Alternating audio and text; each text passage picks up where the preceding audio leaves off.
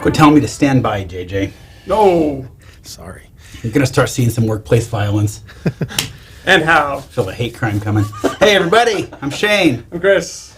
All right, let's. We're gonna just jump right into this. We've got a lot to cover. But first of all, we mentioned this in the pre-show. We've heard you loud and clear. We're sorry. The last few releases, while we've been adding great features, the speed issue, once again, not meth. The issue with speed. How do I say this? The slow. While we add these features, we've been seeing some slowness in the products, and Inventory 15, we made some massive improvements, even past Beta 2. Beta 2 to Beta 3, huge. So, and we've isolated a lot for the next deploy. We're going to get those. We're going to get those out there. You're going to see some good speed. But let's show a video that we've made to kind of acknowledge that we're sorry.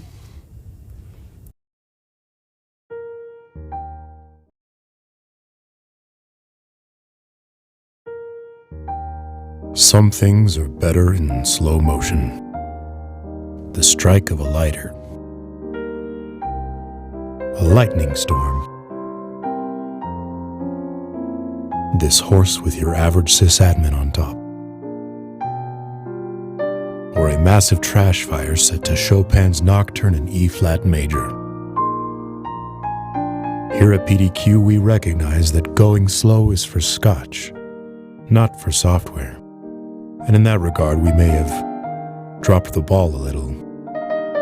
In the next few weeks to months, we'll be making significant speed improvements to our products, PDQ Deploy and PDQ Inventory. They won't just be quick, they'll be pretty damn quick. That was another standby in my ear. Another standby. Everybody, obviously, you know Lex. He's our phone a friend. He just came over to top off his whiskey. Yep, It's true. thanks all. All right, let's. So we're sorry, but we would like to hear your feedback on the improvements in Inventory 15. Not just the features, but like I say, we've been able to isolate some serious speed issues. And by we, I mean Adam. All right. Oh, and also just to call out, we did just release Inventory 15. If you haven't, if you just tuned in, it's out there. Go check for it. Go grab it. If you don't see in the bottom status, behind me and Chris there, your bottom status bar, go up to Help and go down to Check for Update. Yep. You should be able to see that, download it, install it, follow along. All right, so we will cover. Did you want to show anything with the remote command real quick? Let's one quick thing. Because we just released this, there's one super fast thing I do want to cover. And it should only take a moment here. What we have introduced is the concept of remote tools. So previously, up until this point, tools only affected or ran on the computer that you had PDQ Inventory installed. You could target other machines so long as the command that you were running could target another machine. Yeah, it actually executed locally on the console or on the server. Yes, and so we actually combined remote command and tools to have the same functionality available as a tool. So now if you were to create a new tool, you can create a system, which you may already be familiar with, as well as a remote tool. And here's the great thing, this is one of the most common tools that I see people use in prior versions of Inventory, but it's used incorrectly because this doesn't run on the target machine, it's running locally on your machine, because at least the command line version of GP update. But now, if you choose a remote tool, that whatever you're running actually will run on the target, which means it has to exist. If you're trying to run a utility that does not exist on the target, gonna have a bad time. Yep. So save that tool. I'm just gonna pick a random machine here. We'll do Beth. Come up to my lots of tools list. I'll have to scroll down a bit, maybe. I may want to organize this a little bit so it's easier to grab. There's a lot here. We can also do it next week, but we could. But in any case, here it is. So all you have to do is run this tool, select it, and it will run remotely on that machine. You'll see it pop up. It'll give you a status. And when you do, Anyway. and when you run, if you are familiar with and use the old remote command, Control Alt C, or just right click, and you went down to Tools, and you'd see Remote Command. Because of all the ones that you have, I'll just hit Control Alt C. It will still pull up the remote command. You can type this in. You will see your previous history if you have a single line, but You can just run it. There's the execute. But if you want to save that as a tool, then you hit save as or save tool. It does not require that you save it, but if you do save it, then you can create a tool that you can run in the future. So that's that. We will do more in depth there. Let's jump into WMI. Yes. All right. So if you are familiar with the scan profiles and different scanners, where you obviously, let's just jump into it. We'll go into scan profiles under options. There's quite a few, and the ones that we don't do standard in the standard scan profile are the file and registry scanner. Correct. Here's the standard that you're seeing. These, you know, Active Directory, applications, computer details. You can always add other scanners, files, registry, and WMI now, or you can create your own scan profiles. So. Chris, you've created a handful here. Yes. Once again, you can add WMI or registry or files scanners to existing scan profiles. But in this case, Chris has created a few. Yes. Do you want to switch places here? Sure. I'll have this. So while Chris is doing that, you got to make sure when you go into scan profiles, that's where you're going to go build your WMI scanners, correct? Yes. Yes, that's correct. So in this case, I created a scan profile 4 here. I prefaced them with WMI. In this case, when I want to add a scanner for WMI, just like Shane was showing you here, we do add WMI. This will give you the dialog box to add and qualify your WQL. So if you're familiar with how to write this, that's fantastic. If you're not, we're going to show you how.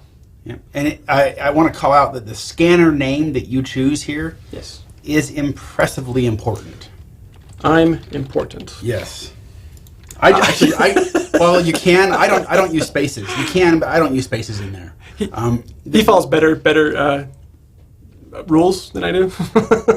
You're way too liberal. Better conventions there, Chris. Come on, man. If you ever get pulled over for a DUI road test, the cop is going to be laughing so hard because you'll take everything so literally. Anyway, change the name of that damn scanner. Okay, well let's actually load up this existing scanner just to show you what it looks like, what we're going to jump into. So here's an example. We're going to do this. So just so you know. Let's open that up. We'll change it to something. Say I want to know about the processes. I want to know about my processes on a target machine. How about you spell it correctly? Oh, process. Oh, good night. I thought you'd be an upgrade from Lex. No. Ow. Thought you'd be Lex 2.0. But except K comes before L, so anyway. In this case, if I didn't know what I was looking for, or at least I had a general idea of what I was looking for, we have bundled the WMI Explorer. It's this wonderful open source application that you can do to browse and navigate and pick and choose kind of what you're looking for, and then take the query that we're going to need for this and paste it in there. Paste it in there. So I'm going to launch that. So click that. That will launch. Once again, we don't write this. This is an open source tool that we bundled. Yes, and we have to click connect here because you're actually connecting to your local machine, the WMI. At this point, you actually have to double click, and this is very confusing. You need to double click on the namespace that you want to use. The default one is this root sim v2. So I'm going to double click here. Once you click, if you look down at the bottom, you'll see enumerating. It could take a little while as it's pulling up all the classes that are in that namespace. In this case, you could search through this, but there's a long list. In this case, I know I'm looking for not misspelled processes word, but I'm just going to stop at proc just to make sure I'm not off base. See, yeah, because I still would misspell it. See? There's process. Yeah. So double click on that. Yep. And then you will see all these different processes that are currently, it's a snapshot in time. This is not going to get just updated. Yes. But it's a snapshot in time of the processes that are running. Yep. But if you look down at the bottom, let's go ahead and circle that. Here we go. You'll see that query. That's the WQL, the Windows Query Language, that you can use. Now, in this case, I wouldn't use that where clause because otherwise you're just saying look for this process that you have highlighted. Yes. You can just do the select star from Win32 process, and that will grab all of these plus their associated properties. Let's try that. Copy. So we can close out of here since we're done with that. Okay. Hey, is there anything you should be worried about? I mean, I'd be worried about launching a query that just pulls a ton of data. I mean, yes. Well, we have a row limit down at the bottom when you're just like we do with files and registry. The default is 2,500. Basically, you can change that, but if you're thinking that this particular scanner is going to retrieve too many, you can always cut it off. Yeah. But yeah, generally speaking, Lex has got a good point. You don't want to grab all of WMI. No, because I've only heard of one case in the real world where somebody tried grabbing their entire HKey local machine in a registry scanner, and it just bogged down. The database, it had, That's a big scan. it was After massive. a couple of minutes, you're You're timing out. Yeah. So One thing that I want to call out that's a little different from the files and the registry scanners, when you're doing a WMI scanner, you can't do multiple queries Yes. in the same scanner. It's one query per scanner. we call that out here. So for those of you who don't read, it's the first sentence. I'm including myself here. I've actually made this major faux pas several times in recent weeks. So here we're doing a select star from Win32_process. Go ahead and say OK to that. We got this. Processes. So now we have 4 WMI scanners here, right? Yes. Now let's go ahead and scan some computers. Okay, let's scan with this one. Let's pick some. I'll just pick a good batch here. All right. Notice you added this to WMI Fancy Scan profile, so don't just run your default scan profile in this case. Yes, and it has the word fancy because I think I have fancy in most things because they're fancy. And this is literally going to run those scanners. Now, I want to show you, before we take a question, go ahead and open up one of those computers that finishes Beth here. And down at the bottom, you'll notice we've got a new window, a new panel here for WMI. Yep. But unlike the registry, unlike files, we're not showing you all the files or registry keys you scanned. Here you have to select the drop-down from the different scanners. That's why I was saying that the name is important. Yes. All right, so right now you're looking at disk info. We haven't Scanned with that one yet. Yes. So this is what he's talking about, where the name. So if I want to look at the processes one, select that, and it's going to show all the data that was returned. It's wonderful. Look at all that data. And then you can still use, go ahead and click that upper left. Oh, yes. Yeah. You can still modify what columns you want.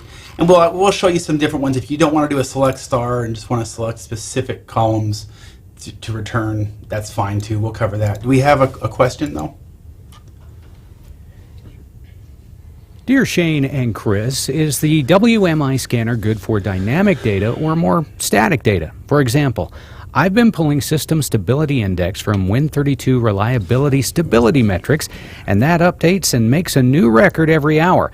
I only need the most recent record. Could PDQ pull all the records or just the most recent one? Sincerely, Nicholas F. Okay, so good question, Very good question. Nicholas. So WQL is a really thin version of SQL, if you can even call it that. It's kind of a shadow of it. So there's a lot of functions in SQL are not available in WQL, Yes. including stuff like first, top, last.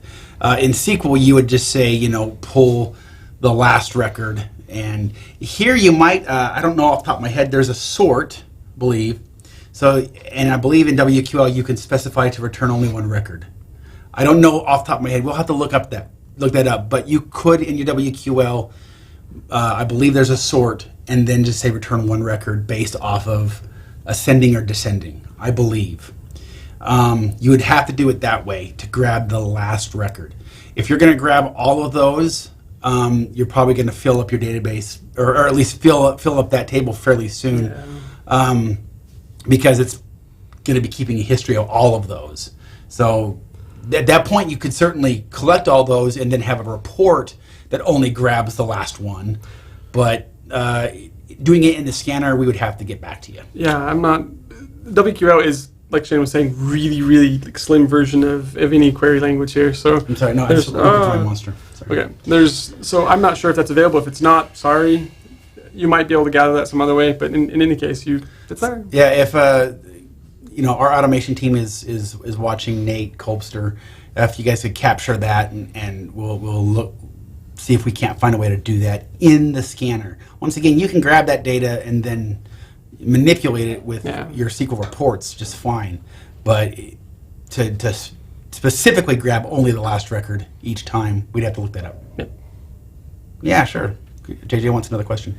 Dear Shane and Chris, can we get a brief overview on how to use the new run command to create deploy packages and custom tools? A demo is worth 1,000 help files. Thanks, JBC. Just broke Briggs' heart as he writes those help files. Do we want to? Okay, let's just hurry and do it. I guess we're going to take a quick break from WMI. So what you're talking about Is run command. I'm doing Control Alt C. Yeah. because long menus. So type in your command. Grr. So you're going to grab the dir for C. Now go to Tools. Yep. I think you're talking about Create PDQ Deploy Package. If you do that, depending on what you've selected here, remember you can do PowerShell or you can do command. Yes. We had a command, so this creates a package that just puts that whatever command you've written into a command step. Yes. And then you can save that Or choose not to. or choose not to. I don't know why you would do that. You can't run a package without saving it, but hey, this is an academic exercise, I suppose. There you go. I hope that answers your question. Cool.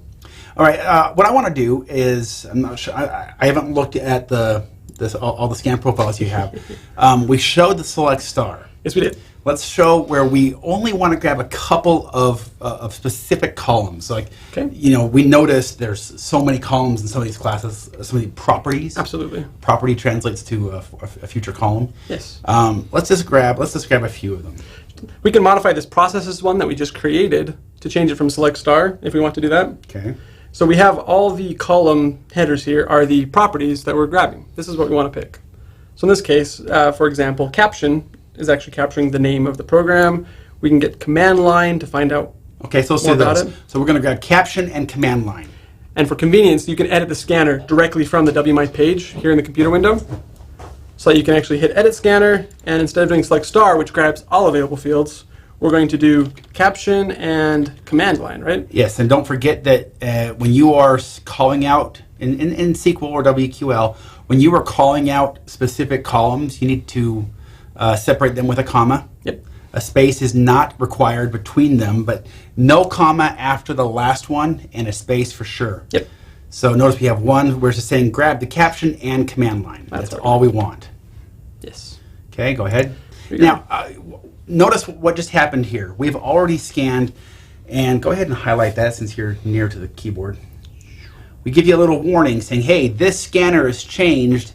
We're showing some data that is older. Or Yes. This could be stale.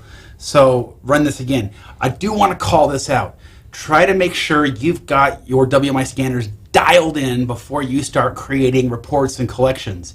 If we had created reports based off of different columns that we then remove from the scanner, going to have a bad time. Yes, you will. Your reports now trying to reference data that will no longer exist. In fact, not only data but columns. And so it's going to be frustrating for you.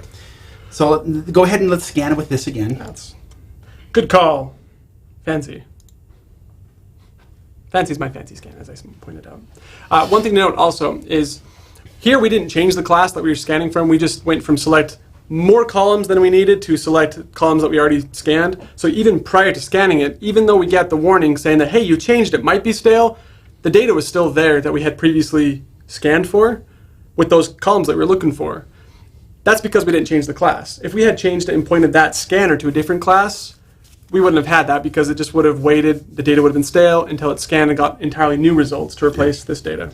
Something to be And aware once of. again, that's based off of each scanner name. So just be careful. Like I say, get this dialed in.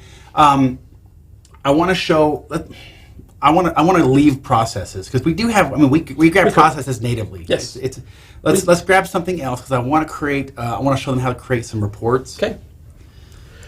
Within Fancy, we actually have some good ones. We have a couple examples here. These are on a hyperlink that we have in our bonus content for these. A lot of these examples are there. So if you need to follow along or copy and paste, some of these are there. In this case, this one will show all the DNS servers related to the active network card on the machine that you're scanning. And we are using a where clause. Yes. So here we're saying, grab the network adapter configuration from this DNS server search order, but where the property IP enabled is true. Yes. That means where we want to filter out. We want to filter out adapters that don't have IP enabled, right? Yes. So we're just gonna, by removing those from the equation, you don't have to deal with them later. So that's an example of using a where clause. Yes. In WQL. Yes, and I do want to point out with that as well, notice that the IP enabled, we're using that property to use the where clause for. We're not actually selecting that property. They don't, for those of you who are new to WQL, you don't have to filter and select the same columns. Yeah, we're only grabbing the DNS server search order column. Yes. From that class, but still saying only grab it if this other property that we're not collecting has this value. Yes. And since I believe I noticed you had written true. If it is a Boolean value, truly and not a text, you can do 0 or 1 for false and true as well, without having to use the quotes. Correct. So we have that. That is part of our WMI Fancy Scam profile. So just to quickly skim over this, because there's some more advanced things I do want to show you as well. Just to show you the where clause, we did already scan Beth. We'll just choose that different scanner, which was, where am I at? There we go. There we go. And there we go. So we actually have. So these are the DNS servers listed from the primary to the secondary and down to tertiary if you want. But here we have 2, primary, secondary, and you can see the order in which, if you're having DNS problems, you're trying to figure out, go ahead and do this scan, and you'll be able to say, oh, it looks like this computer is using an old name server, and now you know the problem to fix, and you go out to that computer and change that. Or hopefully you're doing something from DHCP and you're using global settings, or you're using group policy. Good practices, please. You can create collections and reports to say, hey, if I'm using this known bad DNS server IP or range, show me. You scan the data with our WMI scanner, and you have this collection report that shows you the information that you want. Okay, so let's create. You want to create a report or a collection? Let's do a collection. All right. So I'll close this. Let's do new dynamic collection. DNS servers that are super bad.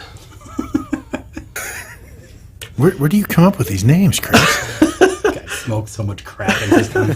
Okay, so notice when we're choosing the column, we're not looking at computer. Yes. Any WMI scanner is going to be necessarily near the bottom because we preface it with a WMI so that they're all bundled together. Yep. So here you've got WMI. You can see all those different scanners. Choose your DNS. Yep.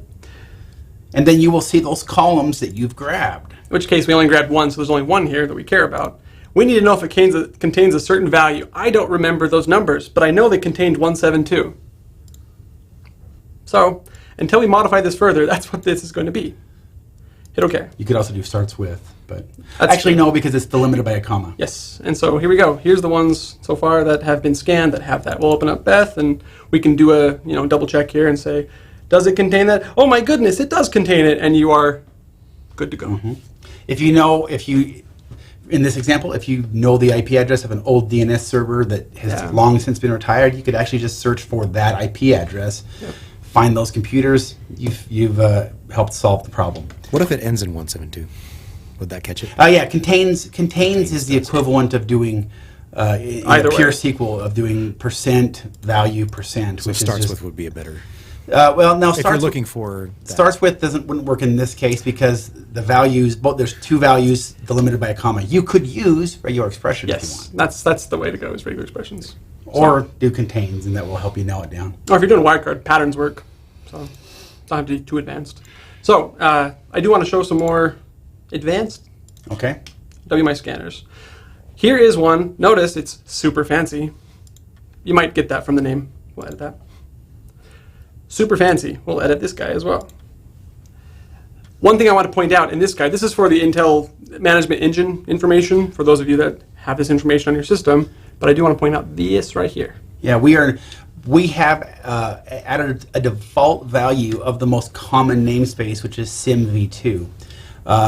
But in this case, there are times you're going to actually have to leave that namespace. That's where you would modify it. We've tried to make it easy since most of your queries are probably going to go out of that other namespace. But here you're changing it to Intel_ME. Yep. Hey, Chris, what would show if I had a machine that wasn't Intel? Let's find out. I will show you exactly what will happen. So we're going to take that query that we have. All we're doing is selecting everything, or select star, from ME System, the class that demonstrates and has this information. So let's go scan. We'll go back to all computers and scan a handful here. And scan with my super fancy, but might not exist, scan profile. Because Quit it might asking not. good questions, Lex. You're breaking your MO. So, Okay. Warmer? Warmer. Yeah. While we're waiting for this scan, another thing to point out is there were some big changes with WMI and SIM. Specifically, SIM is the standard that they originally did WMI, but then they did better standards, starting with the SIM version 2, but we're here. And that started with Windows 8. So there are some classes that don't exist prior to Windows 8 and Windows Server 2012. Additionally, there are some classes that have mixed properties that are, we'll show you this So as well. there's some properties that existed in Windows 7 or Vista, or I'm sorry, some classes that existed in Windows 7 or Vista, but new properties or columns were created in subsequent operating systems. So you could be saying, hey, look for this column, but this column or this property, it only exists if you have Windows 8 or higher. Yes, indeed. So we've scanned. This might be frightening at first glance where it says, oh no, WMI invalid namespace. It's okay. That means that namespace didn't exist on that machine and thus, like I warned us, might not exist. But here's how I want to call this out. We were scanning a scan profile that contained, I believe, what, 4? Were there 4? This one only had 1. The Super Senate only had 1. If you had 4, say this was on Fancy, where there were 4 scan profiles, if those other WMI scanners worked, they would actually populate. Yes. It's just this is just letting you know that at least one of those scanners did not work, but the others did right. Yes. It doesn't mean that it said, oh, we found one problem, so all the other data is not getting written. In fact, that's actually a really good point that I want to show right now. There's another cool addition we have in Inventory 15 that I am just tickled pink about. I am so excited. I'm going to copy this scanner and put it into our fancy scanner here so that we're doing just that. So we know that this scanner that we just tested, that class does not exist on these targets that we're scanning. So when I scan these again, just like Shane was explaining, those other 4 scanners, which we know to work, will do their magic. The 5th one, the one that we just attempted, is going to fail with that invalid namespace, and it's going to show that here in the scan status. But I'm going to show you how to determine which one's throwing that error. Okay. This is fantastic. So I just want to make sure this is straight in my mind, right? So it doesn't matter what order it's in. If there's an error, it's going to show a WMI. Yeah, it's been written so that even if the first WMI scanner fails, with certain errors, I mean, like invalid class or invalid namespace, it will move on to the next one. Oh, okay. It will continue. Excellent. So if I click this little helpful more info icon, little question mark, it's going to have some new added information here that tells me it's part of the scanner Intel Management Engine info and the scan profile WMI Fancy. I can narrow down which at a scanner glance. and which profile. Yes, so I can go on. If you have multiple errors, say out of those 5 scanners that we had, 4 of them were having errors, it's only going to show you 1 error here for now, I believe. And so you'll just have to do it, scan, and fix it. I hope we can see about getting multiple errors listed here. It was a real estate issue. Yeah, because it's just so tiny, and so we're not sure. All right. But for yet, you can actually just jump to it. It's wonderful. So if you want, you've scanned that. Go to a non-bat, something else like Bird person, and you can go to some of those other scanners that were run within Fancy and see that data was still collected. Correct. And there is no CD-ROM loaded. False. So there we go. All right. Let's see. Let's jump into another example because there's just so many examples I want to show you guys because they're so wonderful. The operators in WQL are powerful. So operators being when you're using a like statement, so I can say like a wildcard, it starts with this or ends with that. You can do that in these scanners. Yeah. So let's see. Okay. So in this one, I kind of want to show the event log because we don't grab this information. Okay. Let's do it fast because we still have to show reports. I know. So in this case, what I'm doing here, super fast, is I want to select everything from the Windows event logs that are not information type logs and start with PDQ. That little percentile sign is the wildcard in this language to say PDQ and then anything else that follows after it. And the exclamation equals is shorthand for does not or not equal.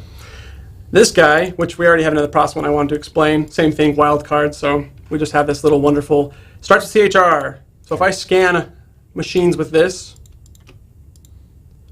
my using operators query, we're actually going to show you that, hey, these actually work. There's some other operators as well, such as if you put in square brackets, you can do character ranges that include or do not include. Cool. There's gotta hurry up. I like this. So what we're gonna this is scanning using the operator. In this case, you're also modifying it with the percent and stuff, the wildcard. Yes. what I want to show you, because we've got to get this down here. We showed you creating the collection, right? Yes. When you go to, same thing with the reports. So let's go over here to reports. In fact, I'm just going to create a new report folder. You don't like the fancy folder? We'll call it WMI. No. I'm guessing Not I at all, created man. that. I don't remember, but I it's love it. probably me. We'll do a new, let's just do a basic report. All right, and once again, we'll just call this, I don't know, what was that thing that we grabbed? We did DNS servers. We Yes, did we CD-ROM did. drive. We did. We'll do CD-ROM, I guess. Whatever. Now you choose the columns that you want to show. If you want to go into those WMI, once again, it's scroll on down. Where is there's a CD-ROM loaded? You can just run that. There is no column. Did we? Did you? Is that the right one? We're live, folks. Let's find another one. Let's remove that one altogether. All right. Sorry about that, everybody. Yes. Let's go. I know we grabbed processes, right? Was it that one? Processes. Or Yes. Was it It process? was the top one. Okay. I've added and removed these so much that it's not unexpected that weird things happen. So, yeah. We'll go grab the caption, and then we'll grab the command line. Run that, and there we go. Yes. There, right? Now you want to start adding filters. Same thing. You go over to filters, do that, and your filter will be if you're basing it off of a WMI, you're going to base it off of this right there. So you can caption contains or whatever. Once again, it's really important before you start doing reports and collections, you dial your scanners in. Don't be changing them if you can help it after you've got reports that no longer reference a column, right? This actually may be what caused this in a moment, because I've been adding and removing things and I haven't refreshed the console. So there's Well done. Just be aware that my face is red, but this is something that can happen to you. And I don't care. Do we have another question you want to throw out real quick? All right, I did notice. We're gonna wrap up here. I did notice a question out there, and I wanted to get to it because really the answer is no. Running that PowerShell script from Microsoft. How can you tell in inventory? I don't know. We haven't looked at that yet. So. But that script that you're talking about. I saw a question in the chat earlier about this. Yeah, I think, is there an easy way to test for it, even patching service for it? Okay. The answer is I don't know. So we will look at that and see if there's a way in inventory, whether it's registry WMI or native scanner, if there's a way that we can report on that and help you out so you know which ones have been patched. Worst case scenario, you're patching, however you patch it. Once again, worst case, if you want to use the inventory and we can't find a way to grab that information, write a registry key, a registry value somewhere in the registry, and then write a registry scanner to grab that saying, yeah, these have been patched. That's always, I mean, it's slightly kludgy, but that's a way to get it if we can't figure out what to look for. Yeah. Does that sound good, you guys? All right. Hey, everybody, thank you. I hope this helped. Use your WMI scanners, dial them in before you start creating reports, collections. If you find, or if you've got a good WMI class that gives you a lot of information, please share it with us. Yeah. Share it with the community so that they can dig in and improve their environment. Cool. Next week we're going to be going a deeper dive into the other inventory 15 features, and as well as we'll integrate a little bit more with PDQ Deploy. And once again, enjoy the faster, enjoy the speed, enjoy the faster PDQ inventory. More to come. We promise. We're sorry. Rock on, everybody. We'll see you. Thanks for joining our webcast today. Congratulations, Nicholas F. and JBC, winners of PDQ Swag. Also, Sean B., winner of our PDQ Vintage Floppy Coaster. Send us your info at webcast@pdq.com. And don't forget, pdq.com is hiring. You can see what positions are available and apply online at pdq.com/jobs. Thanks again for joining us, and we'll see you back here next week.